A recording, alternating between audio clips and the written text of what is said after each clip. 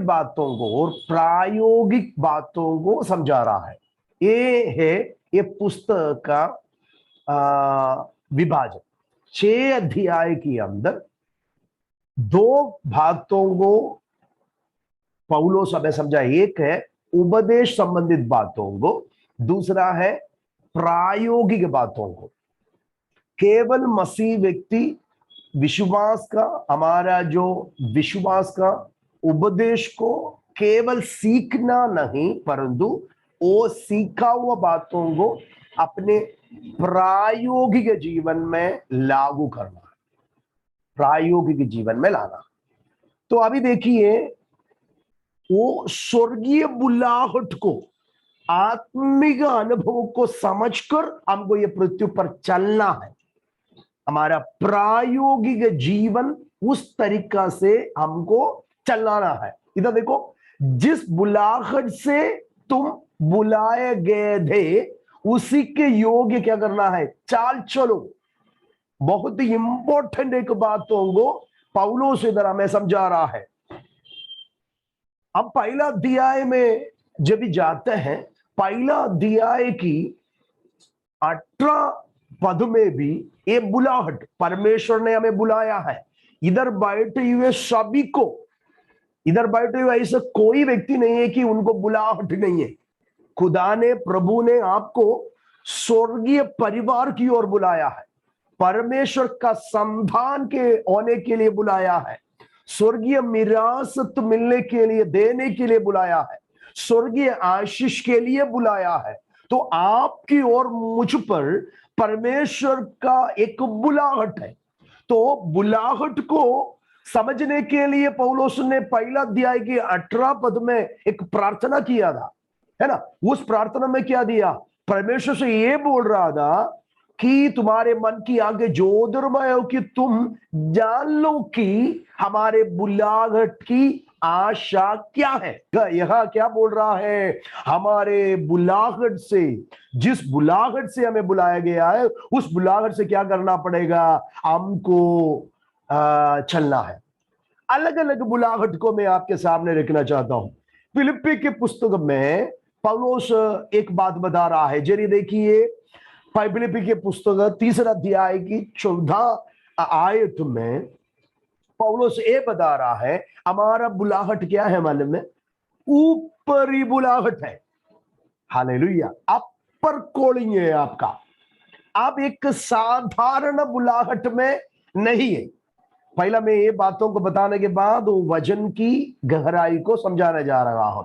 आपका और मेरा बुलाहट ऊपरी बुलाहट है। पौलुस वो बातों को समझे, मैं निशानी की ओर दौड़ा चला जाता हूं, क्योंकि उनको ये पता चला वो पृथ्वी पर हैं, उन्हें प्रभु बुलाया है।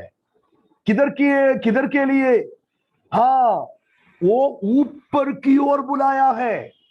प्रभु ने उन्हें ऊपर की ओर, स्वर्गीय स्थानों में ऊपर की ओर बुलाया है। किसके लिए, एक इनाम देने के लिए, प्रतिफल देने के लिए मेरे और मुझे और आपको बुलाया है। तो हमारा बुलाहट क्या है, ऊपरी बुलाहट है। तो वो समझना है हमारा बुलाहट। और हम जब भी तिमोथियुस की पुस्तक में जाता है, 2 तिमोथी पहला अध्याय की 9 पद में पौलुस इधर ऐसा बताता है, हमारा बुलाहट एक पवित्र बुलाहट है जिसने हमारे उद्धार किया और पवित्र बुलाहट से बुलाया है। तो ये समझना है, हम अपवित्र थे लेकिन हमें परमेश्वर बुलाया। कौन बुलाया, पवित्र, आदि पवित्र परमेश्वर। विश्वास भी आदि पवित्र है। आदि पवित्र परमेश्वर ने हमें बुलाया। तो आपका बुलाहट क्या है, पवित्र बुलाहट है। हाथ उठा के खुदा का धन्यवाद करना है। ऊपरी बुलाहट, दूसरा है पवित्र बुलाहट, तीसरा है स्वर्गीय बुलाहट। इब्रानियों के पुस्तक 3 अध्याय की प्रारंभ के वचन में पौलुस फिर से कहते हैं, ये पवित्र भाइयों, तुम जो स्वर्गीय बुलाहट में भागी हो, हालेलुया, हालेलुया। हम तो स्वर्गीय बुलाहट में हम बुलाए गया है, इसके लिए वो निशानी की ओर, वो यीशु मसीह जो हमारे प्रेरित महायाजक के, उनको ध्यान से देखो, उनको त्यागते हुए हमारे इस दौड़ को हमको दौड़ना है। हालेलुया।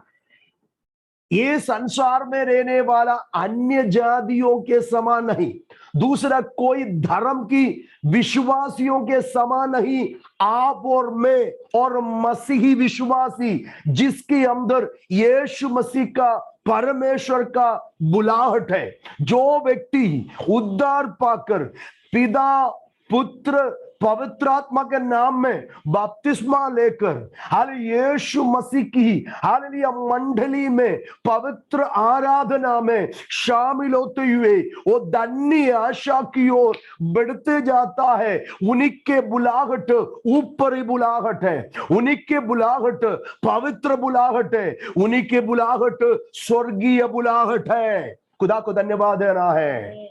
हम नाशमान लोग नहीं है, अरे हमें एक धन्य आशा है। हमें मालूम है जितना साल जितना समय खुदा हमें ये पृथ्वी पर रखा है, उतना समय तक ये बुलाहट को समझकर वो निशानी की ओर हम दौड़ा जाए।